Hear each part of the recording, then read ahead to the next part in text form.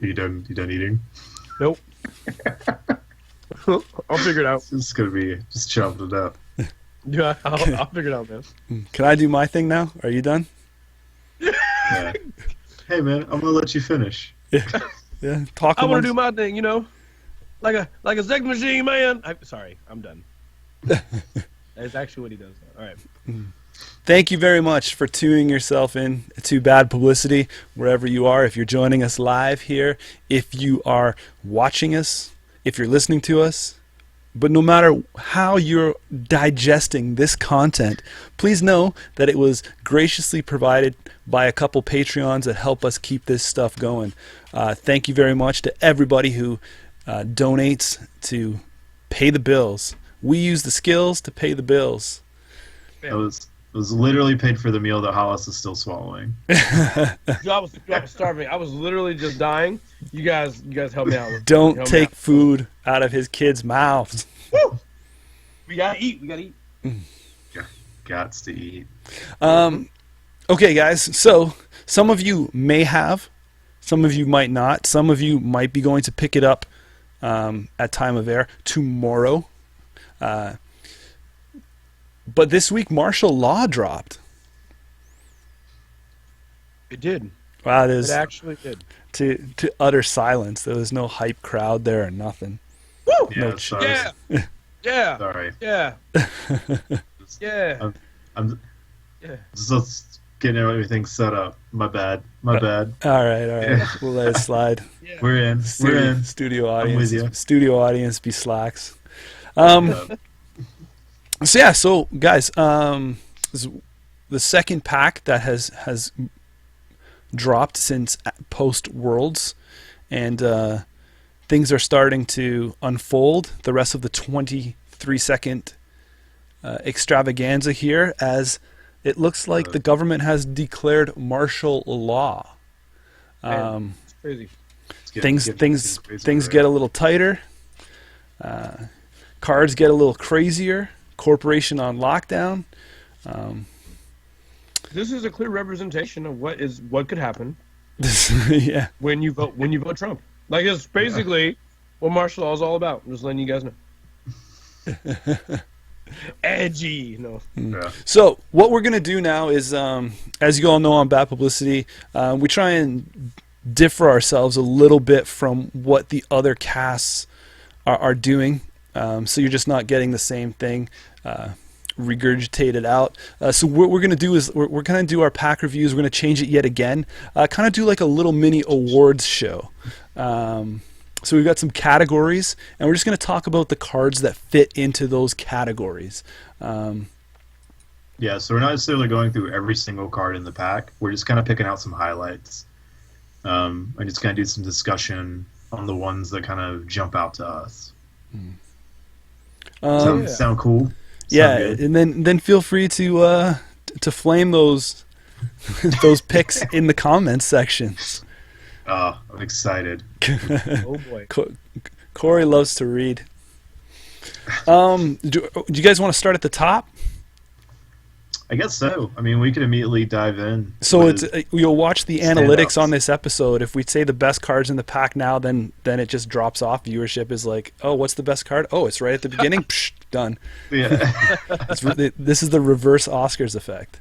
that's it. We're just gonna dive right in, and then we're just gonna pick out a few other cards as we go away. Does anyone? And I guess people have different places they can find and read all the cards. Most of them are uploaded in Netrunner DB now, and Jameson gladly pointed me, if you want to see the sweet artwork, and we'll probably reference, you can find all that on Card Game DB. And maybe by the time you listen to this, you're holding the pack in your hand, and so you could just follow right along, Yeah. flipping through those sweet cards, that new card smell. Oh boy, that new card smell. So, you know, I have cards I bought 3 years ago that still have the new card smell. Got to keep them mints. Got to keep them fresh and You mint. can turn that to a candle, and you can go buy a Yankee candle. It's the new card smell. So Gifts, holiday gifts. Got it. let's cut the banter. The All people are getting restless. They want to know what the best standout cards from this pack are. So standout card for runner. This was not unanimously decided. This was a tough one here amongst the three of us. Let's let the most peculiar pick go first. Hollis? Okay. I have to explain myself. So yes, please do. Because So standout card runner, Hollis. Yes. Okay. So Hollis, what card spoke to you most in the martial law data pack? Man, you're gonna On the runner's side. Well, it's a barrier, and it has no. So the card that spoke to me most is going to be MK Ultra, and the reason why I chose MK Ultra is to me the most standout card, is because I don't think that it replaces Mimic in any sort of way, but I do think that Anarch's having an entire rig that is installed from the heap is a massive change. It could be a massive change for the way they actually go about constructing decks. I think that Anarchs have a ton of tools. I've mentioned this before, like Ice Carver, Data Sucker, Parasite, Null, that utilize lowering the strength of ice that's being encountered.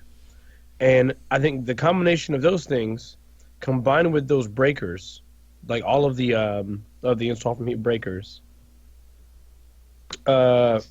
fixing my shaky cam, make it so that effectively they don't have to. They can kind of be reckless. Cards like Frenetic Coding are good because of it, where you can go find a Magnum Opus, you can go find a Keyhole, but on top of that, you also have the option of having cards you don't mind trashing either. And it's because of that I think that that's the most standout card. They finally have their full rig available that allows them to install from the heap. Even if they're not super efficient, that's the trade-off for basically the best level of recursion. I love the side note. Even if this is not super efficient, even if they're not super efficient, they're not the most efficient at all. Even if this is not super efficient, this is still the best card in the pack. Well, it's his favorite. It's his standout card. Oh, his standout. Sorry. That's why we changed out. He's not necessarily saying it's the best. It's the card that speaks to him. He's like, hey, this card means something to me. How can I make my Anarch faction better? Right. Pretty much. What's the credit efficiency on the old Michelob Ultra? Michelob. It's two to install, 1 strength, and you spend 3 credits to up it by 2 strength and break 2 Century Subroutines. Someone has pointed this out before, I think on Netrunner Dorks, maybe Netrunner Dorks, where it's probably really only super efficient versus like Architect as an example. The one that don't get played anymore. I'm sure. Yeah, the one that doesn't really see a lot of play. That being said, I feel like it's still nice to have an in-faction answer alongside Mimic. Like I think you could have it alongside Mimic, right? As a 1X. That makes it so that you can play in a way that's reckless. You can just sort of, if you will, run naked. Or run without all the pieces. I think that Netrunner has changed a bit over the past couple months in that, I say couple, but really like closer to 6 months or so. With the release of Temujin and like how punishing like tags have come back to it, like how punishing tags have become in the meta. It used to be for a long time we were content using cards like Faust, reducing our hand size and going that route. Now people are still doing that, but you notice that a lot of people have basically switched on over to a true regular breaker rig that consists normally of things like Paperclip and Mimic and Black Orchestra or Yogg or any combination thereof of those cards.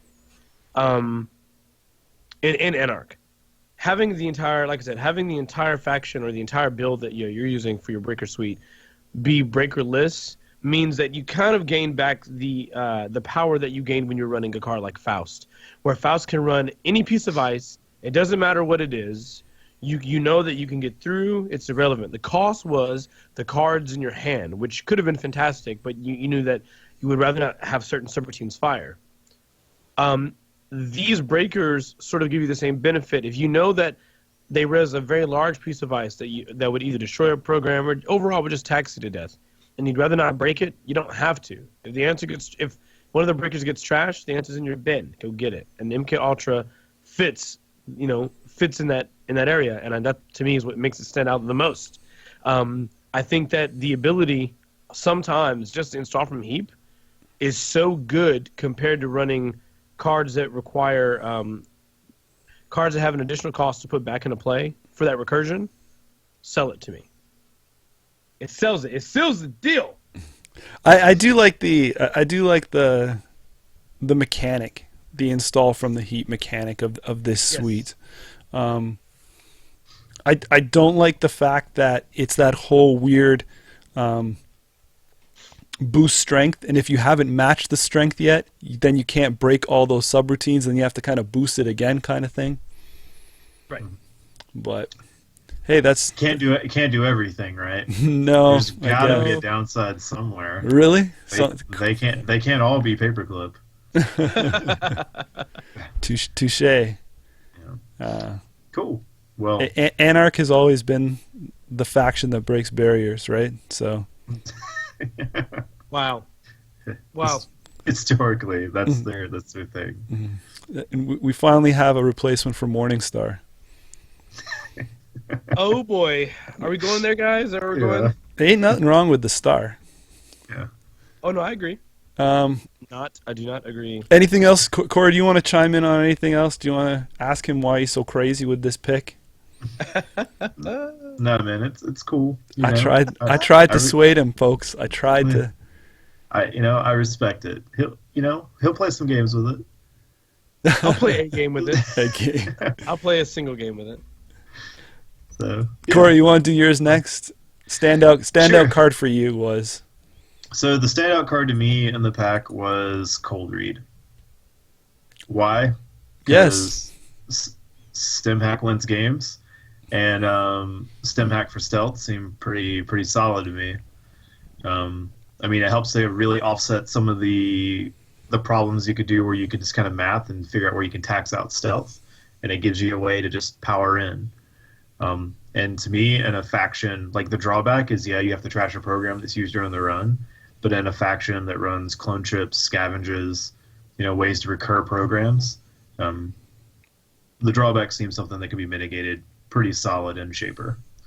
Well, I think we also chatted about this a little bit. It has a low influence cost, so you could also maybe even see this splash to try to pull like some stealth builds in other groups. So it's a card that speaks to me. It's a card that I appreciate, and I think is pretty neat. Hollis, what do you got to say about Cold Read? Do you got any counterpoints? Counterpoint? Yeah, man, bring it at me, Mick Ultra. Try and make him cry. If I choose MK Ultra, I'm not allowed to talk shit about Cold Read. Yeah. Bring it on. Defend it. Go 2 rounds. Ding ding. It's really simple. It's to me. This is the only sort of negative, is that I know that it's in faction with. I know that it's in the faction that has a recursion available for programs. So I know that the I guess the negative cost is mitigated, but the issue is at the point where I have to worry about the negative cost by utilizing another card, the card almost directly loses value to me, or it loses. It doesn't have the same value that it does without that ability, right? So this card is actually more expensive than what it says on the text on the card. Like it could be that you're just making the glory run and you don't care, in which case you're just trashing something that's relevant. But it could also be that you're trashing this card, you have to get rid of a cloak, but now your stealth rig overall is weaker. I feel like in general, it's very likely that you could amass enough credits on Netrunners or have other tools like Ghostrunner that are the emergency stealth use. But I agree, this is the stim hack for... Yeah, so what about in counterpoint to that? So look at it in a thing to help supplement like Netrunners. Because if you get tagged and the corp trashes your Netrunners, then they're like, got him. And then you're like, just kidding. I now have 4 stealth credits. I'm still coming back in. So it can also be like a good, like, building back up, recuperate from taking a loss like that. Or, so, I mean, I think it has a lot of play in stealth decks. I like the low influence. I like the ability to move it around. And I especially like the surprise. being an event. I'm not sure the cost, because I think there's going to be times when it might catch you. So, hopefully it is that going down in a blaze of glory kind of thing. You're either going to win the game or just kind of speed bump yourself. But I think it's good. I don't know if it was the card of the pack. Sure, man. Seems good. Seems good. What do you think was, though? All right. Segue. So segue. I think my standout card on the runner side, I'm going to have to give this one to On the Lam. Yeah. Yeah, indeed. Small golf clap right there, gentleman's clap. I'll give you. So On the Lam is the event. Costs 3. It's a criminal card, and it's a condition. Mm-hmm. Install On the Lam on a resource as a hosted condition counter with the text trash, avoid up to 3 tags, or prevent up to 3 damage. And what types of damage can you prevent with that card? Let me tell you. Yeah. Net, meat, and the ever so dangerous brain. How many types of damage is that? 3. 3. Inside joke. Yeah. I think this is a really good boost for criminal, especially in this day and age where you have the hard-hitting news and a little bit of tag storm. I think criminal kind of needed this to sit in faction, and it's also the damage prevention that they kind of need, because I love cards that do 2 things. I've always loved the dual purpose cards. So we have the tag shake and we have the damage. Now, because this is the conditional card, it's got to be hosted on a resource. But usually criminals are not too short on their resources. So that really shouldn't be too much of a problem to get it into play. And I think this hopefully is setting criminal up. Maybe, not to go out on this cycle in a big bang, but maybe this is the push they need in the right direction. I really like this card. Sitting at 2 influence, we are going to be looking at other damage prevention ways going forward after some of our main protection cycles out, and this might be at the top of the heap to fill that slot that Plascrete might be leaving us. 3 damage is nothing to shake a stick at. That's really good return on investment there for the 3 credits.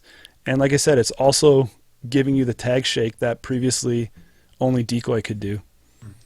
And it turns any non-geistable resource into a geistable resource. Right.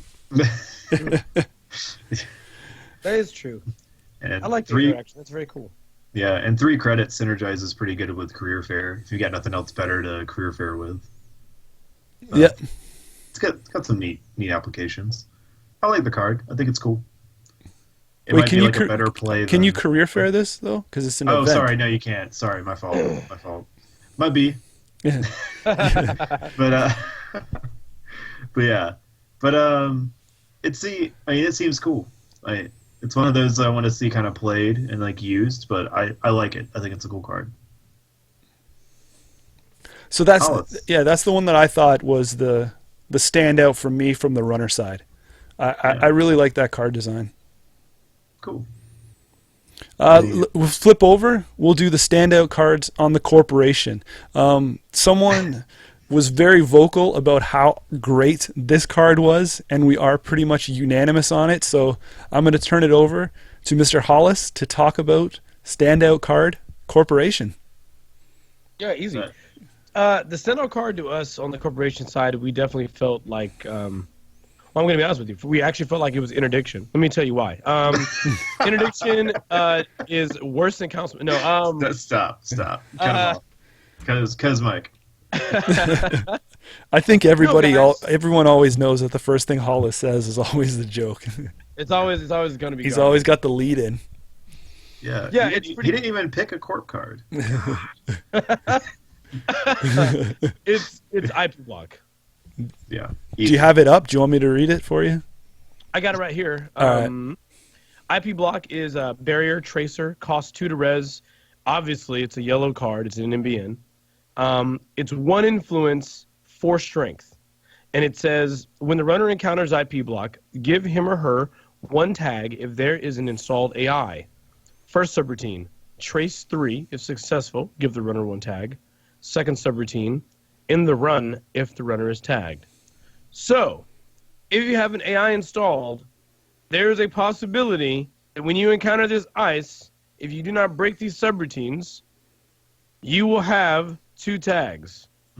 You will at the very least have 1 if you have an AI installed. And it's a 4 strength barrier, which means that you probably want to break both subroutines as opposed to taking the trace. So Corey, why don't you tell them what a 4 strength 2 cost barrier means in terms of balance in this game? It's pretty good. I mean, it sounds good, right? Sounds good. I mean, Eli is a 3 cost. Oh, 4 strength barrier. Sorry, how much is Eli to res? Oh, it's 3. 3 would be 3. You sure it's not 2? You sure it's not 2? Because I mean, this one's 2, so you would think that yeah. if this one can be 2, then surely Eli could be 2. No, surely not. I mean, no one plays with AI breakers, right? Why would they? Why would they? There's no point now. No, I'm kidding.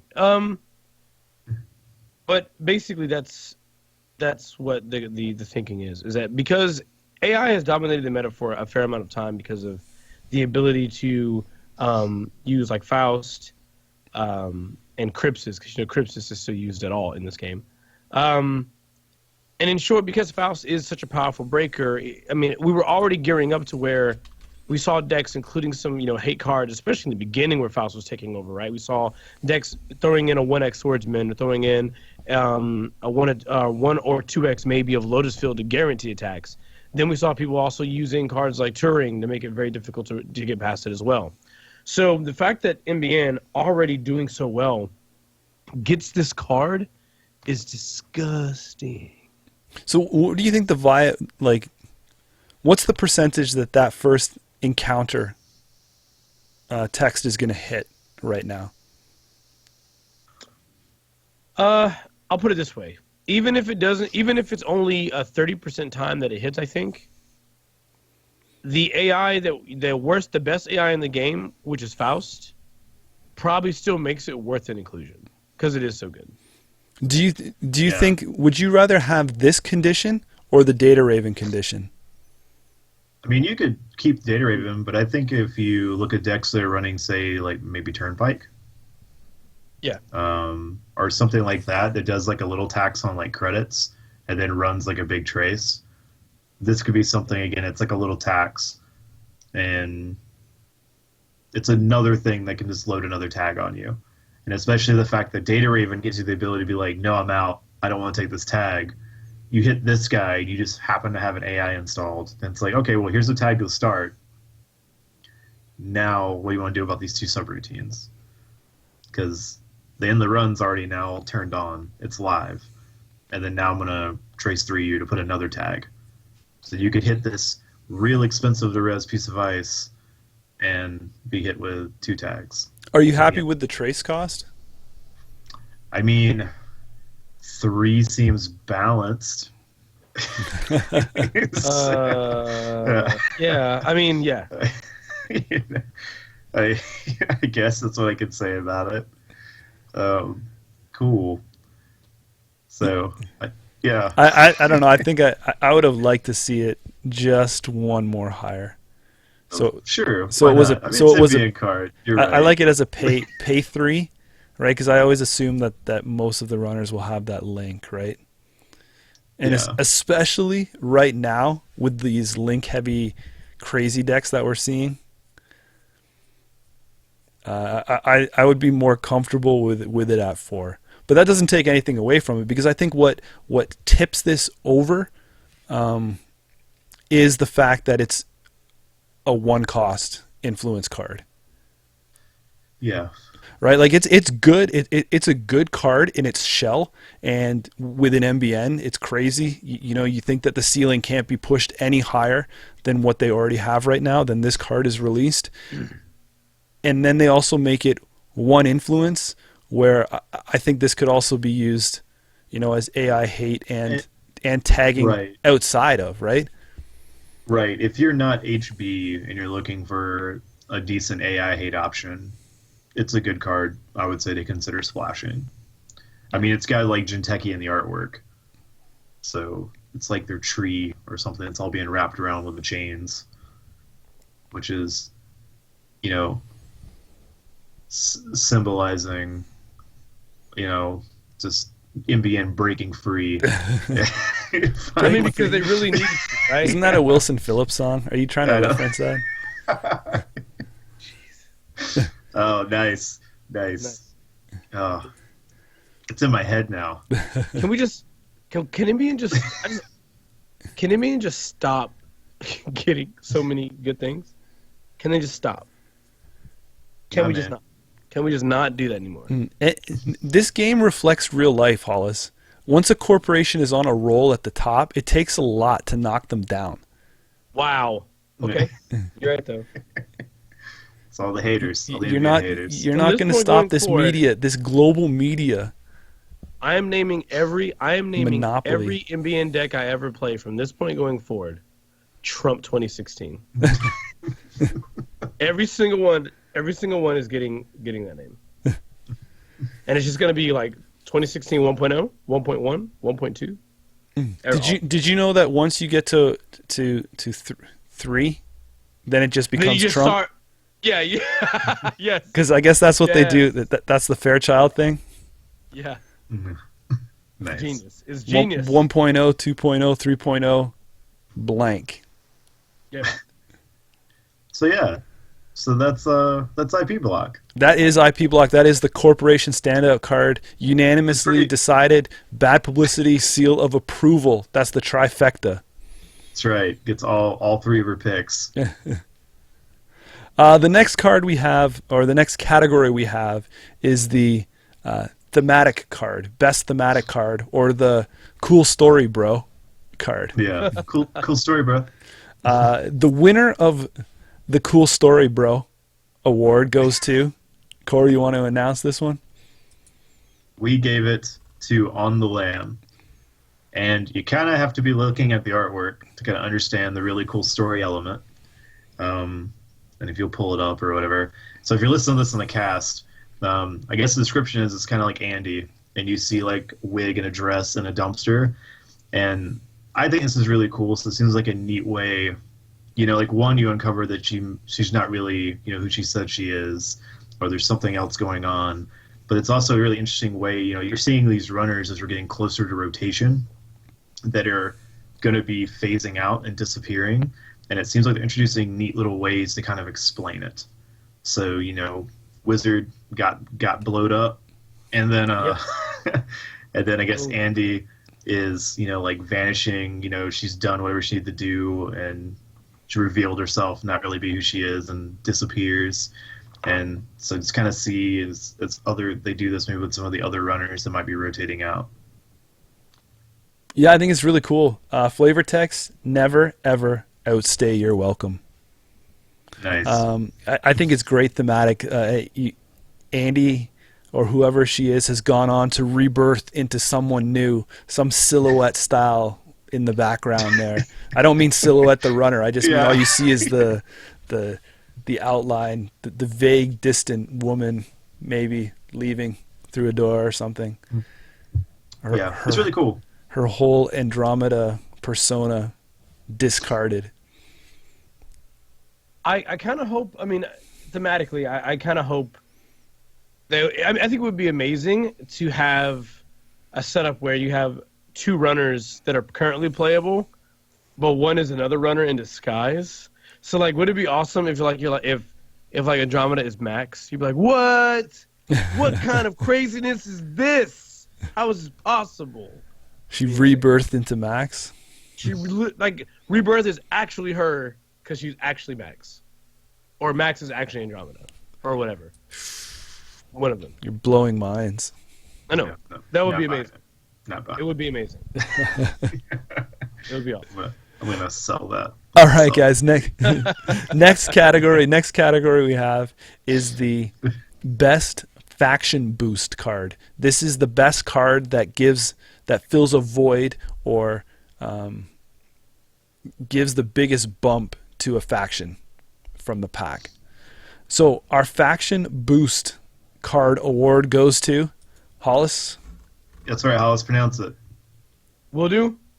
It is pronounced Madingalama Ding Dong. No, it's called Mausolus. Mausolus. You sure? Try that again. Mouseless? Dead mouse? M. Alcilus. M. Alcilus. Dead Mouseless. That's what it's called. I like the dead. I'll call it the dead mouse card. Yeah. Dead mouse. The dead mouse card. Mouseless. Sweet. Corey, do you want to clean it up or? So yeah, I'll do the best I can. So I think a big reason, obviously a big reason is because Waylon gets a good code gate. I don't know if you watched when we did our code gate episode and we got to Waylon, but that was a train wreck. so this right here is a rare breed of animal, a solid code gate in Waylon. So Fortress, Strength 5, it can be advanced, and it's got this ability that it can gain, its subroutines can get stronger if it has a certain number of advancement counters placed on it. So by itself, its corp gains a credit subroutine, does 1 net damage, which is neat, net damage in Waylon, cool, and then it gives the runner 1 tag. But when it's powered up with 3 or more advancement counters, it gains 3 credits, does 3 net damage, and then give the runner 1 tag and end the run. Can we just talk about, as a little aside, so that is crazy, right? So Wayland is getting a powerful code gate, which nobody saw coming. It's AP, which is strange on a code gate. This is strength 5. But the weird part is the illustrator was Yogg. I don't know what's going on. Yeah. Yeah. It's like, the guy's name was Yogg that did this, and he made a code gate that he can't break. That's great. Good catch. I like it. I got an eye for detail. Yeah, nice. Appreciate that. Hollis, what do you got to say about this? Just to reiterate some points. I think that there's definitely cards, because to sort of defend our choice here a little bit, might jar some people. I definitely think there's cards in other factions in this pack that are very good, undoubtedly, very good. However, what we were looking for, at least in this category, was a card that we felt was significant to a faction that would give it power comparatively to what other factions are getting. CTM, Sync, NEH, any MBN build, they're probably good with the existing card set.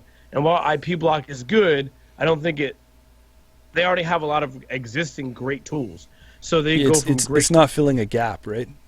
Right. It's not filling a gap.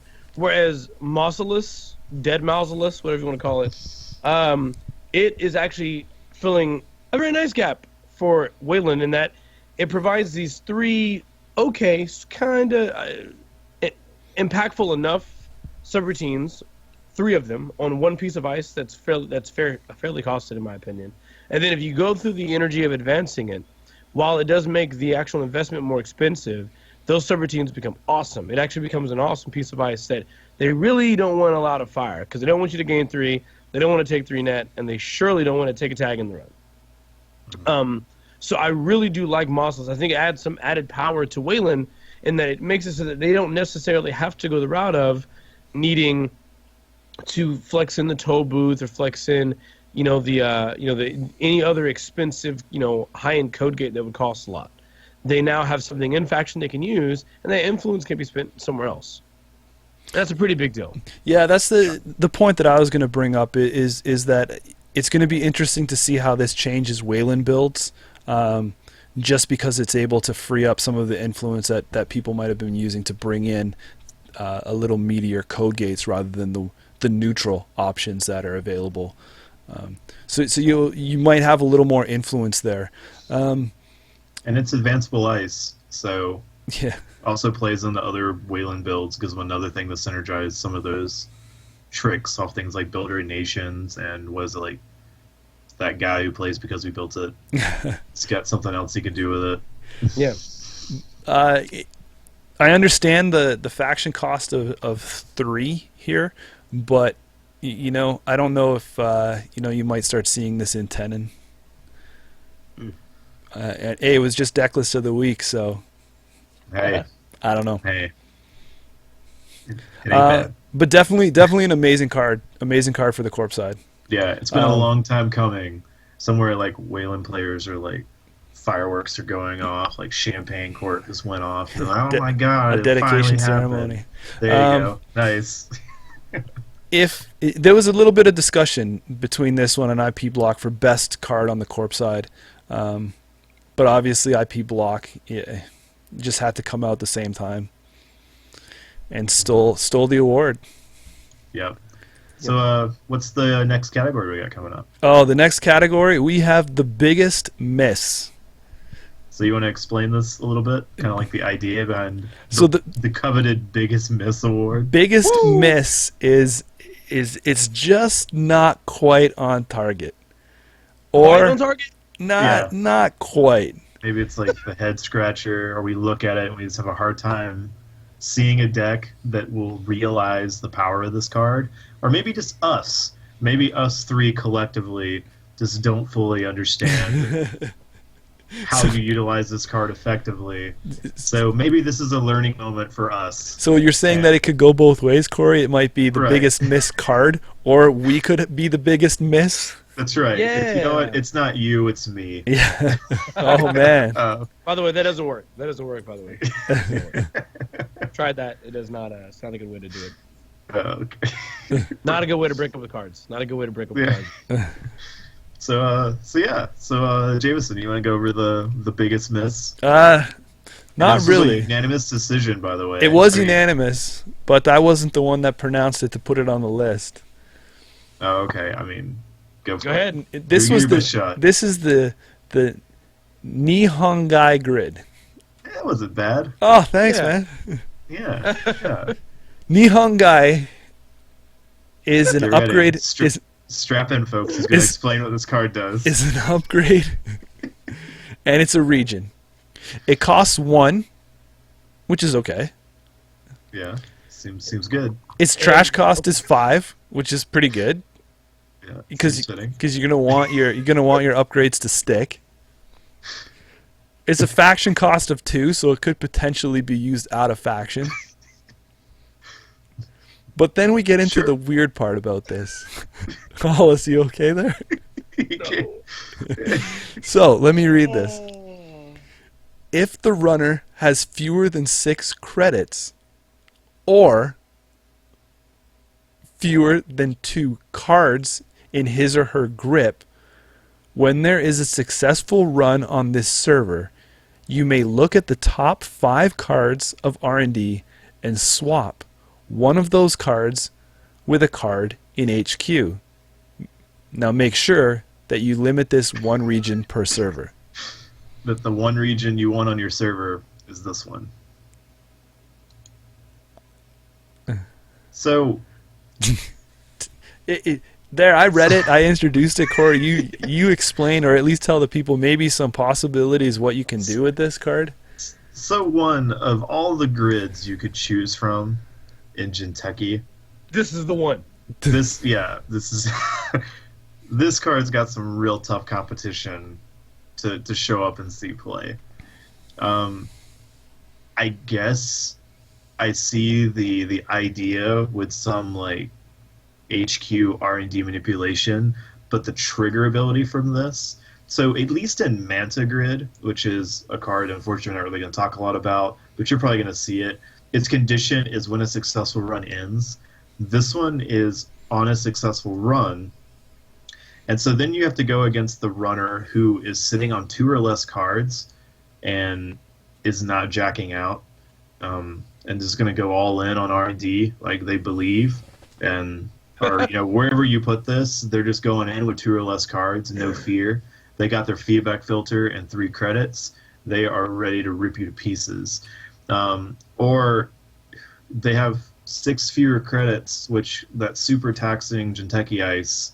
I don't know. I just personally, I feel like there's way better options you could play with, and I don't see the concept that this card is trying to do, or the deck that this card is trying to play out of. I mean, I really guess that you could put this on R&D or HQ, and if they run in, maybe you can try, and if it's on HQ, you can grab like a snare or some damage thing into your hand. Or hide it. I don't. Or maybe you could take, if it's on R&D or something, you could take an agenda out if they're running R&D. Oh, God. Thanks. So the chat just wanted to point out that it's fewer than 2, not 2 or less. So it has to be 1 or 0 cards to access. Sorry, guys. I was giving this card a little more credit that it deserved. Okay. So, yeah. Hey, if you out there build a deck that really makes this card sing, good on you. 1, because you built a deck that made this card sing, and 2, you have the patience to explain how this card works to every person you play against. 1, when you res it, and then every run afterwards when you're still trying to figure out what you're doing. Well, how many people are actually going to be running on Jinteki with 1 or 0 cards in their hand? Man, I don't even. Well, if you're asking Pacer this question, he might tell you. Yeah, or -1 cards. As pointed out. Jeez. It's great. So, the idea here, I guess, in concept, is that you're supposed to be able to resist when the runner has 0 or 1 cards in their hand, and then take the kill card in HQ, put it on top of the cards out of the top 5 that they now have to access, and then hit it and die. Is that the plan? Is that the actual only plan? That's a horrible plan. Yeah. Like, that's a horrible. Like, no, you move it to HQ. It doesn't go on top. But you it says you look at the top 5, you choose one of those 5, you swap it with the card in HQ. So if I look at the top 5, I can choose the topmost card, swap it for the and that's like the scenario, I guess, where that card's actually useful. Now, I'll even humor this card. Like, it's 2 influence, so maybe it's splashable, but I'm trying to figure out where it's supposed to be splashable alongside snares that are also getting splashed to basically translate into a kill on that runner side. Anytime I've sat in front of a Jinteki deck, even if it's Polena, until I kind of get an idea of the flavoring, I'm at least going to run in an intelligent way so that I have enough cards in my hand to be able to recover from an immediate death afterward, right? Like that's just good gameplay. That's what you do versus Jinteki. Not only that, but dedicated Jinteki kill decks generally aren't very taxing on credits. Like, they tend to forego having ice that's super taxing in favor of having the net damage be the sort of life point total, for the runner. They don't care anymore about how much money you make. They care more about how many cards left in your deck. Yeah, because that other PE deck that I was playing in Worlds, I was playing people that would just banks of cash. Yeah, because I'm like, come on in, make sure you can get through my stuff. I want you to hit these traps. And plus, I didn't have any ice over any of the assets anyway. So yeah, Yeah, we live basically at the point now in Netrunner where runners have a fantastic economy engine for the most part. They all have options that provide them with a fantastic economy engine. So knowing that is there, number one, if a card says this only works if the runner has less than 6 credits, that's already a bit of a that's already sort of a niche effect. Even if we were to say you could go to in-game and this would be something that actually be a legitimate concern, the fact remains is that the faction that it's in that would be trying to kill you, right? The archetypes that would actually be trying to kill you don't benefit the most from this card because they don't tax the runner enough to even have this effect be useful.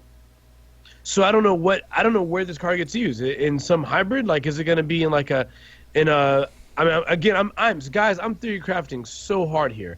Like at this point, is it in like a cybernetics division deck with snare and I mean what works here? Like what is supposed to work here that makes this super useful? And granted, I know that I'm asking these questions and they probably don't matter. The answer could just be the card is just not good. No, that is the answer. I think I can see. We've already said some uses for the actual ability part. But I think what makes it worse is Hollis, is what you touched on, is the condition, right? Like you said, kill decks are not worried about taxing credits, so you're not really getting that condition for this card to fire. You're not meeting that, and for them to have the cards in hand condition is just ridiculous. Like they would literally, in the perfect world, have to be tripping over all your ice in either the first or second turn with no breakers out. So, got it. So you're playing like Potential Unleashed. They've gone through their first levy. You're grinding them down. They're through their second levy. You're still playing. Somehow time's not called. You're in this. They're finally down. You've taxed through the whole deck again. Their hand is done. They've got no choice now. They have to run. Now you can guarantee that this card fires every run on R&D. Okay. Nailed it. You went deep for that eventuality. You were like, they've used 2 levies. The sun is shining and they smell like lilac. Yeah. Yeah. You got it. So there you have it. There's the biggest miss of the pack. And maybe we're wrong. Again, please, if you've got it. Yeah. Pack reviews were made to be broken in a living card game. Challenge Gauntlet Throne. Our last one is our fun category of the night. This is the card that rides the hype train into Disappointmentville. Yeah. That's right. And I guess the concept or the idea behind this category is a card that people first look and they're like, oh my god, this card is nuts. This is breaking the game, right? This is breaking the game. Get ready for all the crazy stuff that this card's going to cause. Yeah. And then I feel like it's not going to get there, or it's going to fizzle. Hollis, you want to announce what card is riding the hype train of this pack? I will announce the card. The card is Baba Yaga. Baba Yaga. What's their stats on the Baba? It is a program icebreaker AI, so IP block. It costs 5, 1 MU, but it's neutral and 2 influence. And it says, and strength 0 to be clear. It says you may host any number of non-AI icebreaker programs on Baba Yaga. Baba Yaga gains the paid abilities of all hosted icebreaker programs. So that means if you want to, you can host a Yogg on it, you can host a Fairy on it, you can host a Sharpshooter on it, a Deus Ex on it. You could even host a Mongoose on it if you really, really want to. Or maybe you want to host a Mimic. Sometimes I want to just host I don't know. Like just trying to name. I was like, I don't know, pick one. Gingerbread. A pawn. A knight. Yeah. No, you can't host it. Non-AI. Non-AI. Like, don't do that. Yeah. Judge? No. You know what? Jeez. These cards come out, and I always scoop kind of because I like Adam. Is no secret. And when I go through and I look at the neutral cards, I see the little memory symbol in the top, and I'm like, oh, a neutral program. I'm like, oh, the cost is a little much, but I mean, like, and then I look down in the bottom corner, I'm like, 2 influence, get out of here. You thought you were getting away easy, Adam. Yeah. And then I try and read this card, and I'm just, I just put it back. It's, I guess, like you're reading it, and then like you go a couple more and you see like IP block, and you're like, oh, all right, just kidding. Yeah. I'll put that back. So I don't know. I mean, this card is really, really hyped up right now, but personally, a couple things stand out for me against it.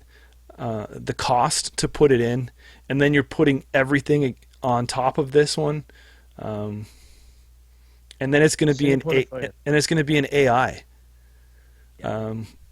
So welcome back to the world of those AI hate breakers, right?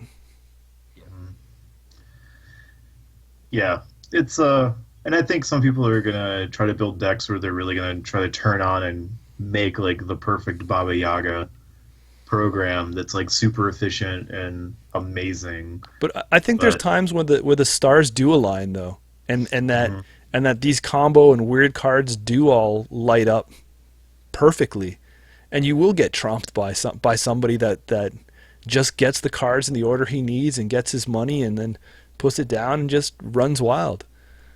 Yeah, and then your opponent's just like batty trash, aggressive secretary, or that one guy's like Will-o-the-Wisp. Yeah. Yeah. I mean, we all know how devastating it is when a breaker gets punched out, and then you have to try and find your other one or get it back. Now, this is putting your breakers down onto one card.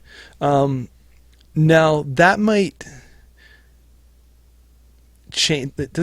Is the memory affected still of cards that you put on there? Yep.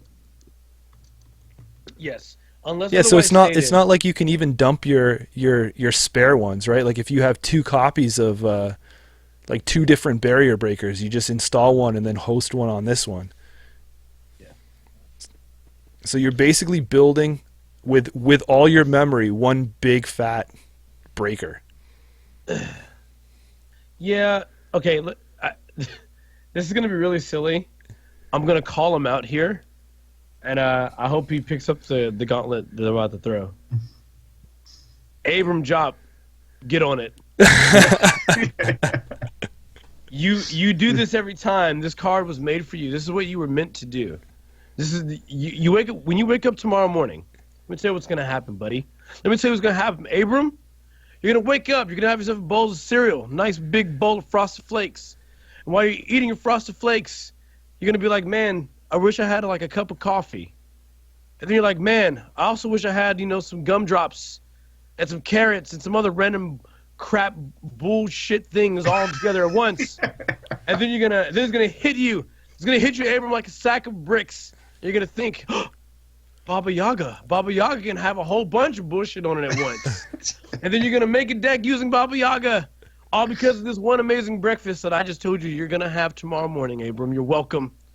I expect this deck to be on Run the Net very soon as a tier 1 deck. I can't wait. I joke, but I think that this card does have a lot of this sort of hype that may be overhyped. I'm even part of it. And I think it's because I secretly, sort of in a unfair, like, dirt runner way, want this card to make a crazy archetype that is stupid.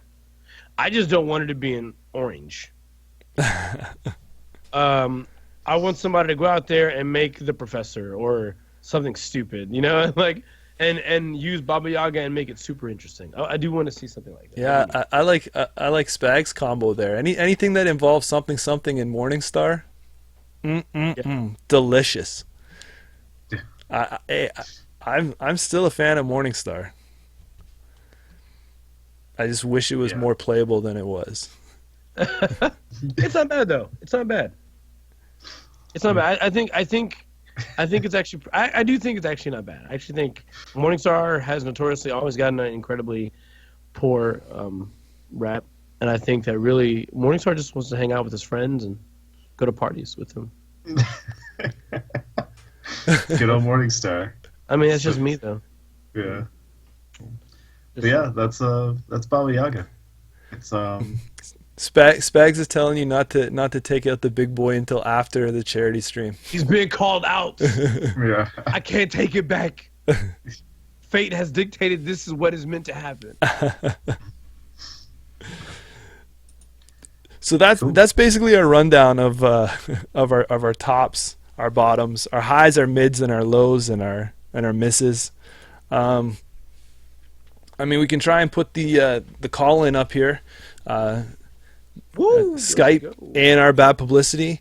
If you want to call in and voice what you think is the best of the best here, best of breed, or if you have something else that you don't agree with, or just like to kind of get on and show your face to the world and tell us we're wrong, or tell us we're right. Yeah, or maybe there's like another card that you just have a question about or want to bring up. There's some other cool stuff in the pack. As a whole, I think it's a pretty good pack. So, cool. It's cool. It's neat. It's a neat pack. It's neat. As my friend, I have another friend locally named Corey. He would say it's neat. I think you're definitely seeing different forms of tag removal or avoidance and stuff coming now.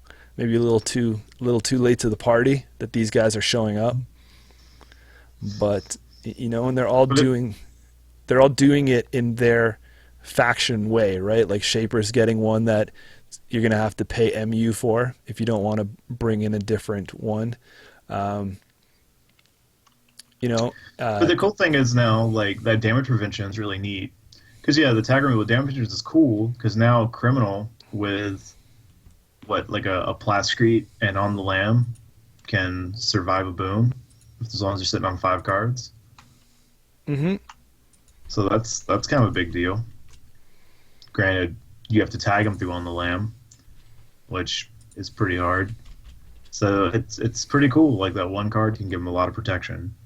Yeah.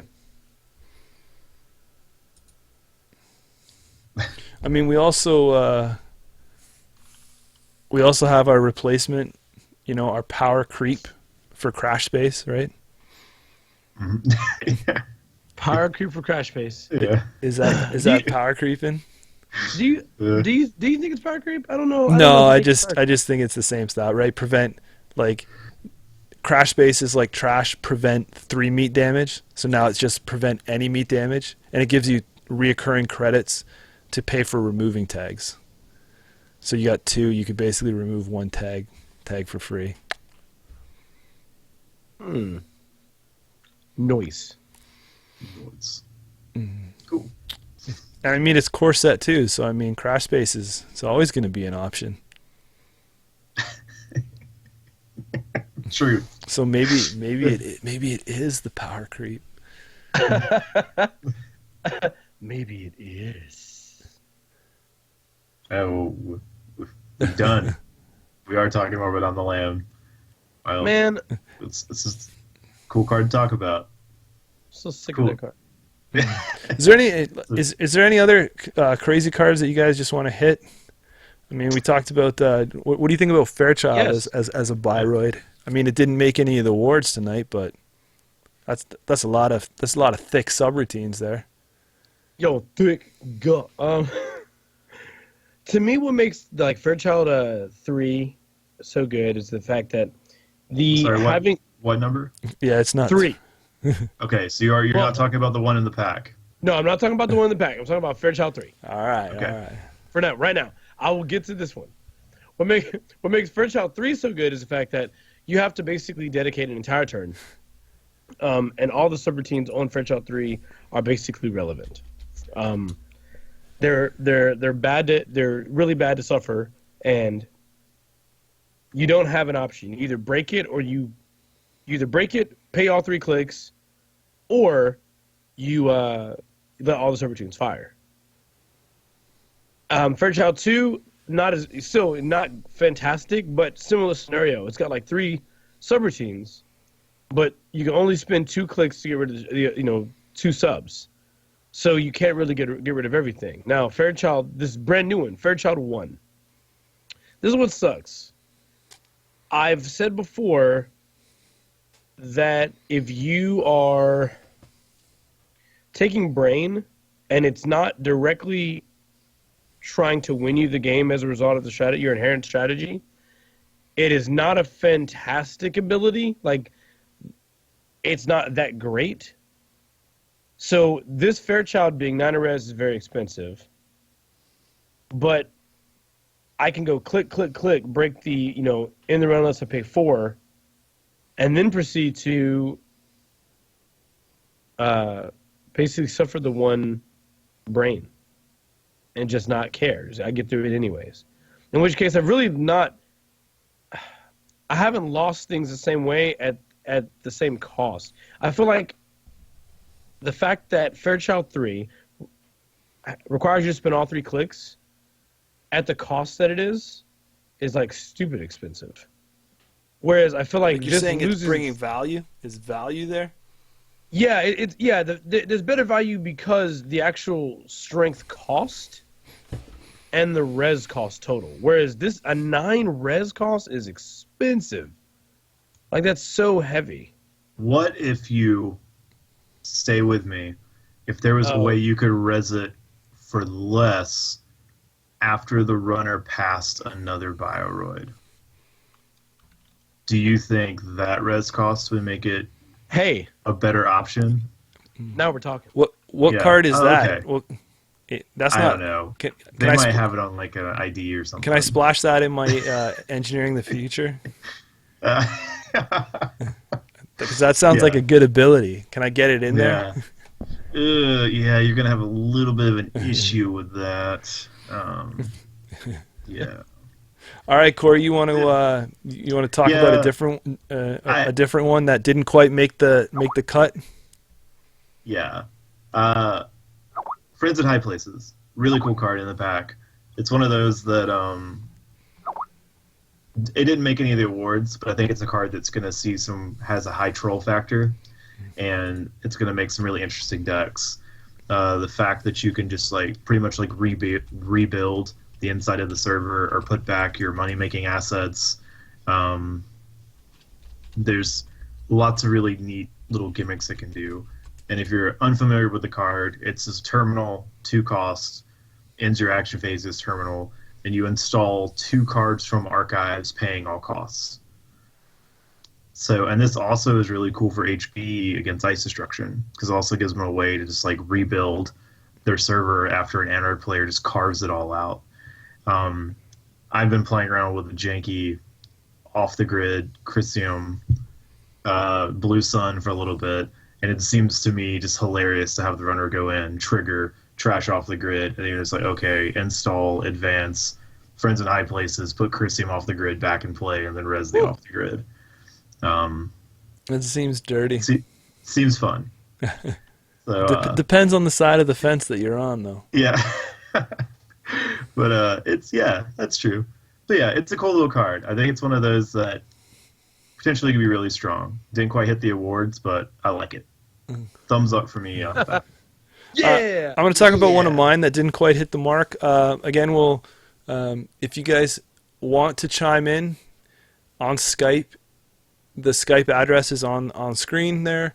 It's A&R Bad Publicity. You just have to look for that account. Go over and send the ad. Which is one coming in. Incoming. Oh boy. Yeah. So let me add this. We got some extras. We got some extras, boys. Extra boys. Always doing the most. Oh, nice. I like the icon. Nail the grass. Yeah. Nice. Hello? Hey, Nathan. Hey, Nathan. Hey, man. Hey. What's up? Okay, hold on. We don't have camera going, right? No, Yeah. but you don't No. need it if you don't want to. I mean, you can hide behind Yeah, Neil's face. we'll check out Neil. Neil's cool. He's a cool dude. Cool. So sorry, I was just watching the stream, so I'm like probably like maybe 5 minutes behind, so I don't know exactly what you guys were talking about. It's okay. So I hope you ended your conversation, whatever it was, peacefully. Yeah, we did. So I wanted to mention, I actually mentioned this on Reddit the other day, talking about cycle testing.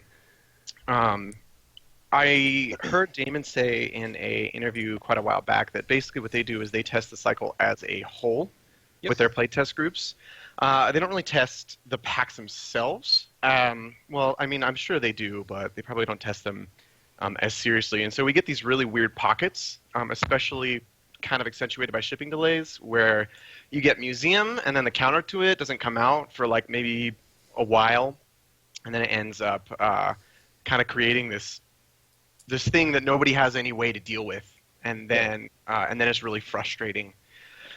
So On the Lamb wasn't actually spoiled, but what do you think about, like, obviously the world's meta probably would have been at least a little different if On the Lamb had come out beforehand. I suspect they probably kind of froze so that people could predict what the meta was going to look like before Worlds came out.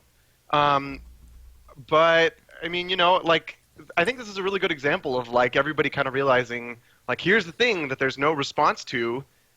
Breaking news, very good. I mean, I guess New Angeles City Hall Film Critic is a pretty good 2-card counter to a 1-point agenda that still gets you 1 point. But I mean, what do we think about this? Like I guess the cycle testing, right? Is they tested it as a cycle, and that's great. At the end of the cycle, we're probably going to feel like On the Lamb, really good to counter breaking news. But we definitely lived through this period where NBN is super strong.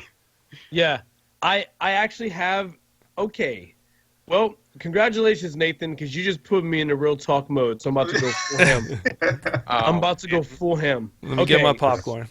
Oh man, I never hear you rage, Hollis. I'm excited.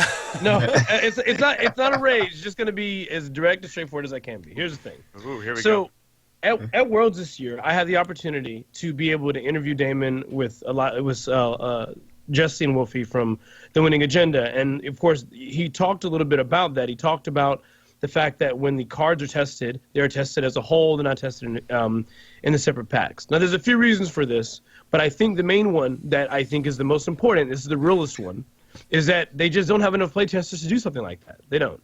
They do not have the resources to take a pack and then say, guys, test this as is for a while, and then come back. Now we're going to add this pack, test this for a while, to come back. I think for them, and as small as a company as they are, it's much more efficient to make a pool of cards, have them all tested, and say, hey, does the game work? Is the game super busted with everything available? And then they basically create what I would call an MMO subscription worth of ways to release the cards. That's their plan. Now, I don't think this is the best way to do it, obviously, because we have problems just like you described, where a card like On the Lamb would have been phenomenal if we would have seen it going into Worlds where we had a very heavy tag storm dominant meta, and we had available tools or answers, also including a card called Misdirection in Shaper, that would have been an available card that Shapers could have used. Is it Misdirection? Am I thinking? Yeah, you're right. You're right. Yeah. So I guess the first part of your question is, I think that absolutely Worlds would have been different. I guess what I thought was the first question. Worlds would have been different had we had some of these tools available prior to Worlds. But I think what this also does, or what the existing way they handle this does, is it sort of identifies another unique issue. I don't know if anybody recalls, but there was a good, I want to say it was 2-month period. I could be way off here, and if so, I apologize. I think there was a good 2 to maybe even 3-month period where we had delays in cards arriving. And overall, this meant that we might have gotten cards later than intended. The reason why the current way that packs are released is kind of tricky is that if those kinds of delays ever happen, and your world's meta or their nationals meta or their store champ or regional meta is directly dependent on card packs being available to the majority of players at the time those events happen, that delay means now we have a much different represented meta. Now, the diehard fans, the people that love the game like myself, probably you, Nathan, I know Corey and Jameson, we're going to stick with the game regardless.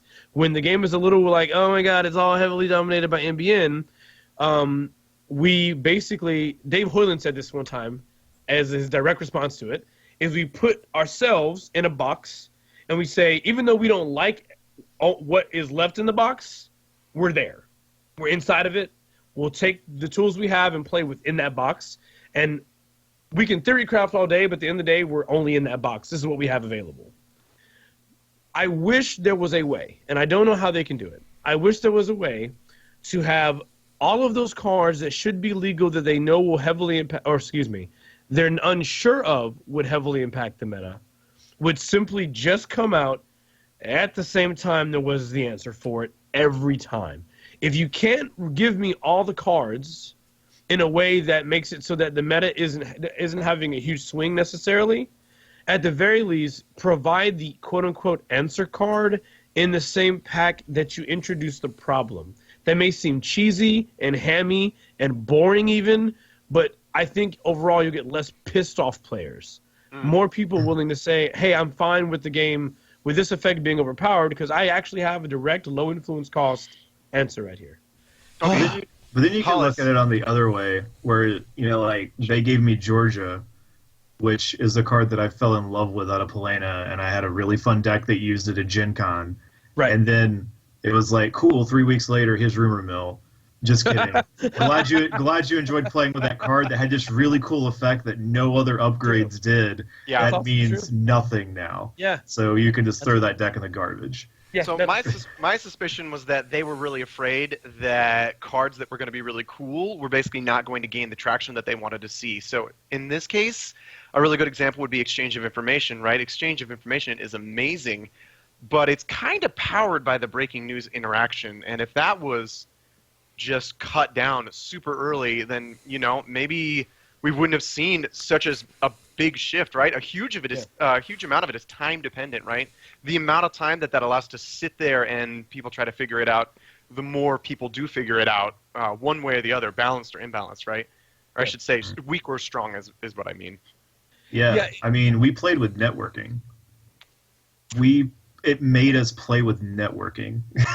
Yeah. Oh man. Yeah. Oh man. All right, guys. Yeah. Oh shoot. What's that one that allows you to avoid all damage during the run or during the turn? Leverage. Yeah. Yeah, that's right. Man. That's leverage. Yeah. I was playing with that for a while, and just some really random times where it's like right after Psychic Field came out and everyone was levering that to play Never Advance, and I just like throw that in randomly, and they'd be like, "Oh." Yeah. And you're like, "Cool. Well, I'm gonna run all your remotes now." Yeah. You didn't want to give me the bad pub, so sorry. This is on you. It's on you.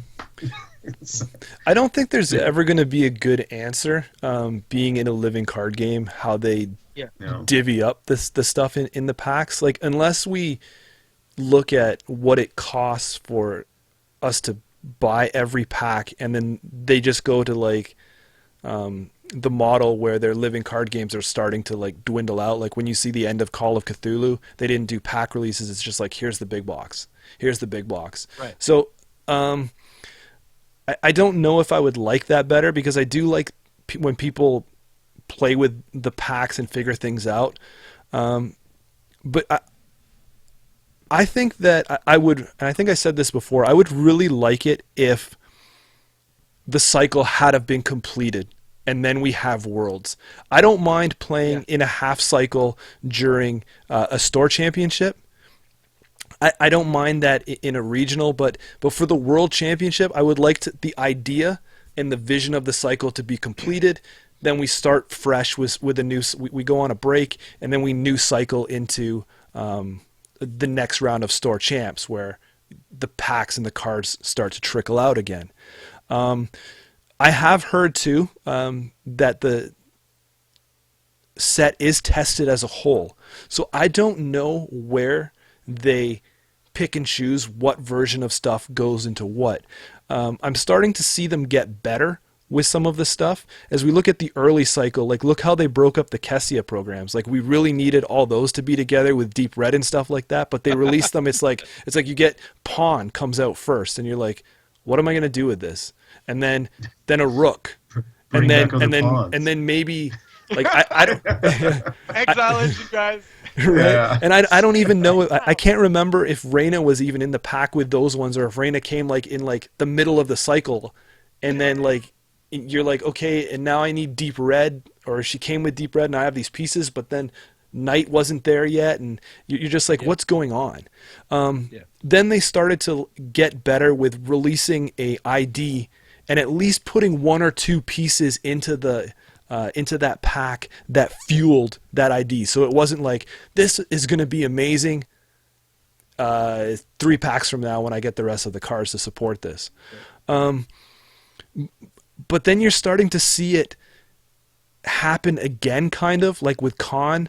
I know she's not as strong, but you get like the Bird Breaker, then you get like, Khan, then you're going to get another Bird Breaker, then you're going to get a console, and then it's just so spread out, and you're just like, I want to play with this synergy stuff together. The Anarch Trash Breakers, maybe they were too powerful if they gave them all out at the same time, but now we've just got the last one, I don't know, what are you guys calling it, Michelob Ultra? The MK Ultra. MK Ultra. The Mick Ultra. I'd like a Mick Ultra, please. Oh man. So now at least that suite is complete. So you have options in that design space. So I don't know who's making the call of what goes in where, but I mean, we're definitely left scratching our head because of times when Worlds comes around and a set card pool is available, the counters are delayed, and you get the results that happened. I think, I don't know if that can be foreseen because, you got to err on the side of, in play testing and in all the design space, I think we, the players, find the combinations sometimes better in the long run than what these guys are. Yeah, because they're under, we're more of a group think, right, than what they are. We have more of the numbers on our side, and they're under a crunch time to test a certain cycle and get it checked off. Yep. But you would hope that if that's the case, maybe they're trying to move some of the power counters to the beginning of a cycle just in case of situations like this. So I really don't know if we're ever going to get away from something like that. I think also majority-wise, if you look at the way the actual player base versus the testing base works, in addition to there being less of them and more of us, right? Because Corey doesn't count, but in general, and there's more players in art, people testing, right? Play testing, and another sort of issue there is also when I play the game, I may just take an existing big archetype or possible good archetypes, and I'm taking the new tools and I'm pimping out my existing decks with new tools. Those playtesters have to see if they make a brand new, busted, broken thing. But the thing is, they don't get a limited view. They don't get a limited scope. They basically say, here's every card coming out in the entire cycle. Hope you don't find a combination of cards that are busted, so we can't, that's... That's a good point, because they're not getting it in a release. They're not saying, like, okay, test this one card with only this available card pool. Yeah, no, they're testing everything. We basically have what's called a throttle, I guess. We all the number of cards we get are just throttled. They have them all out, 0 to 100 real quick. That's really what they have. It's crazy. Yeah, and I guess the other tool that we can talk about to tie in with this is maybe within a good enough set time frame, if we had seen this power creep coming, then the most wanted list could have been adjusted.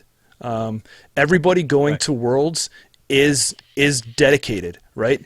They are that top tier list player. Fantasy Flight really pushes it in their rules, in their package, that this is a premier event, and all that other stickers and jazz that go with it. So if you give those premier players a time frame and say, like, if it was a month out or 2 months out, and say, like, here's the most wanted list is dropping as of this date, your deck better be in line with it. I don't think that would have been an issue if you're introducing a better diversity across the board to build and test decks within that time frame for a world championship in a living card game. I don't think that was would have been unreasonable. I was actually wondering why they didn't change the most wanted list, and I was just like racking my brain as like, what you guys know what's gonna happen is it's just gonna be all breaking news NBN, and then after I saw that On the Lam was coming afterwards, I'm like, oh well, clearly they're not gonna nerf something if the counter to it's right around the corner, unless they want to release a new most wanted every month. Right. Yeah. Right. Yeah. Well. Yep. Now we've got it. Prep for store champs. Yeah. You can't do that to you can't. I mean, it sucks, but you can't. Unfortunately, with competitive players, you can't change the game in their face very, very quickly. Wow, shaky cam. You can't change the camera. You can't change the game in their face. So close. Shit. The camera. You can't change the game in their face so soon before a competitive event because, like, to be respectful to them, they know that they have to, probably give them ample time because there's people out there that they can spend 6 hours a day for the next 3 weeks playtesting a deck and, trying it against different, a million different matchups. And you don't want to alienate those players because they're a very diehard set of player. They will stay regardless of the problems. They are fine within the box that you provide them. But do you think though, Hollis, that would create as that much of a problem? Like you've been to Worlds a couple of years, right? Like walk the lobby the night before Worlds, and how many people are changing their deck, right? Like so people are spending like a month building a deck or coming up with stuff and doing testing, and then the last minute they're like, oh my god, you see all those people playing this style of deck, I gotta go home and change this and back to the room and make these changes, put this in and these defense stuff, and we got to play another 25 games before I go to bed tonight because I got to get up in an hour, right? So I mean, I think people the competitive level, they're built to change on the fly, right? And I'm not saying to be unreasonable. I'm not like, oh, let's drop a most wanted list a week before. Haha, good luck, guys. I'm saying like they did with Data and Destiny. Yeah, right. Yep. There could have been there could be that's technically notice. Not true. Yeah, they did spoil it beforehand. Right. Like I think a month, 2 months is fine. Right. Like, what do you think the chances that if they did make a big change up, right? Everyone's changing their decks at the last minute, and maybe this is true, maybe not. Ideally, the decks that have been tried and true would be the strong competitors, right? That's what we all expect. Now, what would be interesting is if they shifted it significantly beforehand, and everyone freaks out, everyone changes their decks, everyone is like flopping around, and then just some super random deck that nobody's ever seen before, that nobody had the time to fully research and realize its power level, utilizing some kind of weird mechanic maybe, or like, right, the Obelisk Hades Shard thing, right? It's like, oh, didn't think of that. Probably increases the chance that decks like that end up just like steamrolling, right?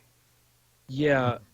So, and I think you'll see stuff like that in like store champ metas. So I think if you look at a lot of the results of things that have been winning store champs, you're seeing a pretty big diversity of like ID and deck builds because random stuff shows up and catches people off guard. Yeah. I think D and Trend said this, but it was a very good like comment that he made about Worlds. He said the Worlds meta exists in a very unique competitive bubble because of what Jameson mentioned. When you're at the event, you may have practiced, this is as an example, you may have practiced HB for the last 2 or 3 months. You've played so much HB, you've got you know what hands to keep versus certain matchups, you got your tech cards in there, everything. You go sit down at the Radisson lobby. This is one of the main hotels for Worlds. And there's a lot of great players. You got basically a lot of good, well-known named players sitting at a table, and they're all playing CTM. And while you may be confident in your HB deck, you start thinking. You're like, well, hold on. Those guys are really good. Like, those guys are probably the top 5, top 10, top 20, top 50 in the world right now to play the game. And they're all playing this.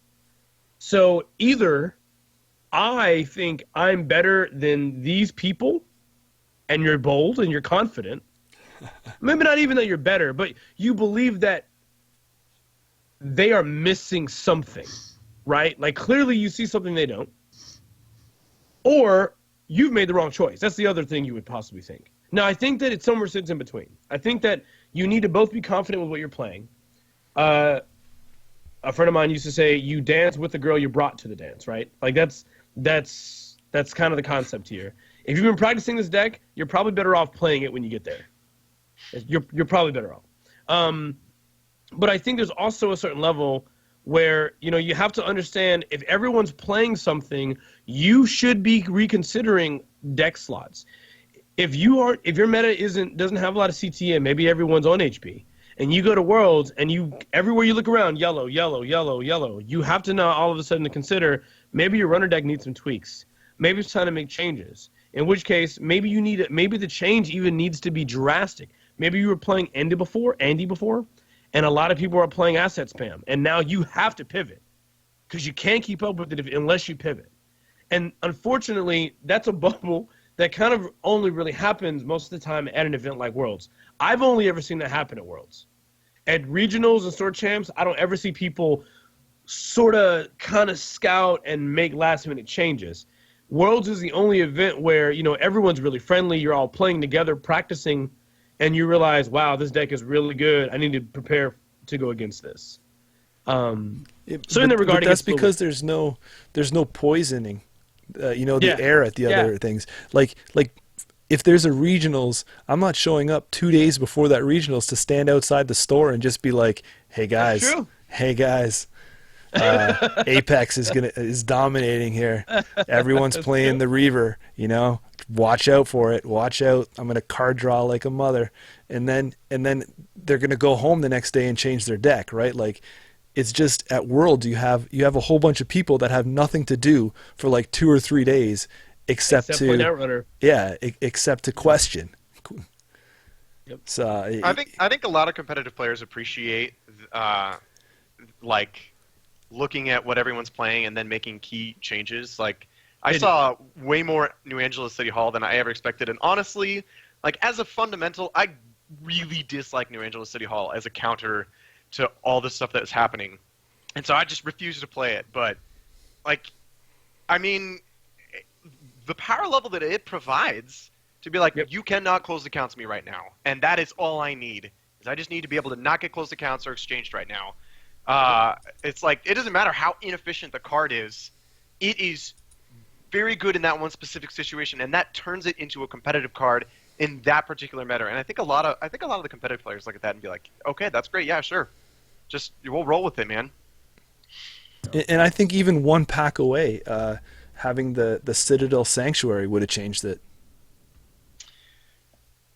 Yeah, right? Crash space power creep. It's not till it's not till after, right? We're seeing all the answers to tags coming at the end of this this pack cycle. Cool. And that's how we feel about martial law. Boom. Yeah. Thanks for jumping in. Thanks for joining us. Good discussion. Good questions. Thanks for having me, Corey, Hollis, Jameson. Hey, no problems, man. Pleasure. Hope you can. If you ever join us again, always feel free to jump in at the ends here. We're trying to open it up to discussions. Sure, sounds good. We are hitting on our 1:30 mark, so we'll close off. Thanks, Nathan. I'll talk to you soon. All right, thanks, guys. Nathan. Appreciate that. Yeah, bye, guys. That's it. Sweet. Cool. Nice. Any closing thoughts? Any last things we want to throw in? I think that just to reiterate a point Nathan made and keep it short, I guess. I think that it definitely feels like this pack had a lot of great meta options for what we were experiencing around the World's meta. I think if there's one thing I wish I could have seen, I wish I could have seen the World's meta as it would have been impacted by this data pack. Yeah, I felt like you probably would have seen a lot more criminal. Yeah. Our criminal would have done a lot better. Yeah, agreed. Agreed. Having that ability to go in. And again, even like you don't know how misdirection would have played in. Maybe misdirection would have helped to boost shapers a little bit more. Yeah. It's one of those like now you see them, now they're like, here we go, here were the suspected answers for this problem. And so now is where you get to step back and see if it takes shape, if it happens and picks up. I mean, we saw this tons of times with the answer for Astro, the answers for Fast Advance, and how many things did they have to throw at the wall before something sort of stuck. Yeah. And even then, it still wasn't an amazing answer. But I do like the fact that in their own little way, each faction is getting an ability to deal with an issue, but with their factional spin on it. Yeah, and that's really cool because that's like the counter or like the opposite of like what they did with Clot, right? Where if you wanted to have like a good way to stop Fast Advance, you had to splash Clot. And now like you're seeing things in all these other factions that are giving them answers to this, so they have an end faction version of something to deal or mitigate. Right, like the problem is going to be mitigated at a cost of whatever sets the faction back, right? Mm-hmm. You know, like the on the lam, it's a trash ability, right? We've seen that with decoy, and we've seen that. And you have to eat up another of your resources. And criminals love their resources. Yeah. And then misdirection uses clicks. Shapers love clicks.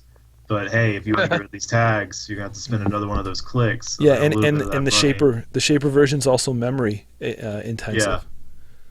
So. You know, so it's cool to see. I do like that. I like that a lot. That's a great design space to be in because that opens better deck building options. I'm not forced. It wasn't like the Jackson Howard situation too, right? Clot, Jackson Howard. Oh, this faction gets the ability to deal with this huge problem. Everybody else, if I want to play it, I have to bring that into my faction.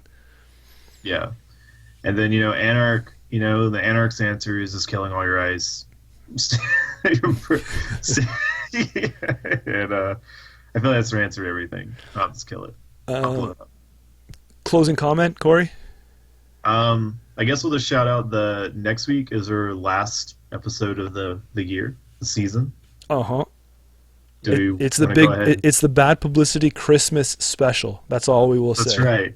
That's right. So stay tuned for the Christmas special next week. Santa Hollis in the house.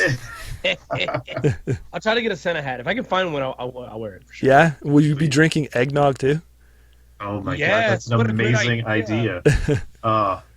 Get your festive gear, get your eggnog, and join us next week for our Bad Publicity Christmas. Yeah. All right, guys. Thanks so much for tuning in. See you guys. Thank you so much. Night, everybody. We'll catch you next week. Have a good week. My eggnog is going to be spiked.